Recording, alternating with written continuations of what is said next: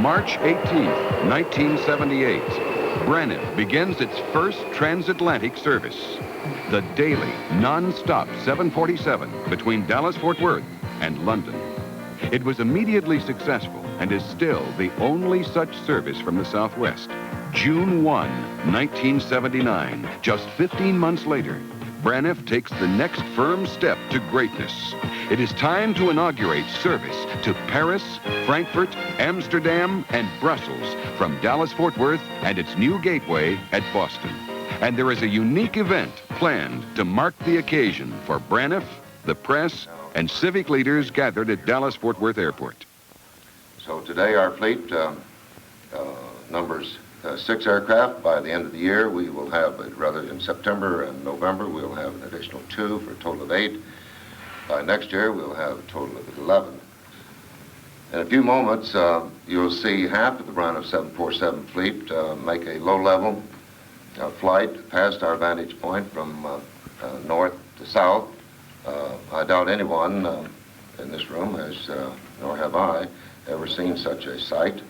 Some of the outstanding Braniff people from throughout our system are here this morning as the Braniff Employee Color Guard with the 18 flags of all nations and territories that Braniff serves. Today we added the flags of 3 more nations, Germany, Belgium, and the Netherlands. France, of course, has been part of the Braniff family since we began the Concorde operation service last January. They joined the flags of the United States, Mexico, Britain, and the 9 nations that we've served historically in South America. The 3 747s will fly by at 250 knots with flaps up.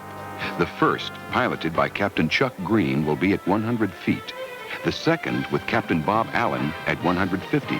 And the third, with Captain Charlie Murphy, at 200 feet.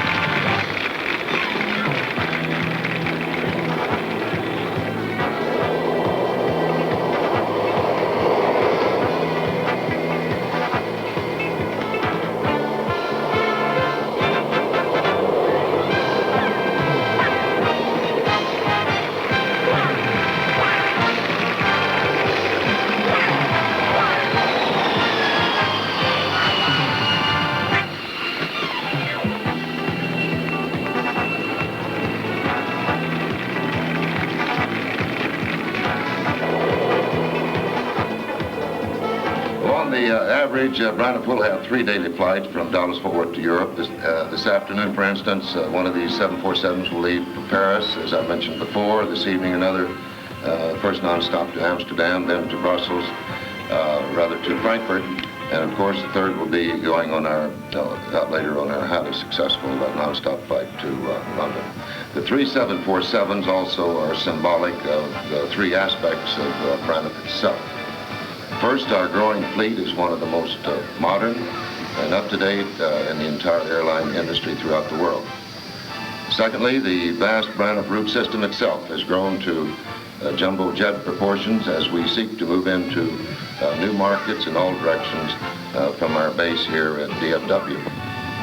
And third, I think that these very fine airplanes represent the people of Braniff, of whom I'm so proud, who are dedicated to giving our customers the best possible service on the ground and in the air. The 3 aircraft on display here today also represent the achievements of a trio of these goals. First, there is the 747 itself, a truly magnificent airplane fulfilling the need of mass transit, capable of moving large numbers of people and goods over long, long distances between continents.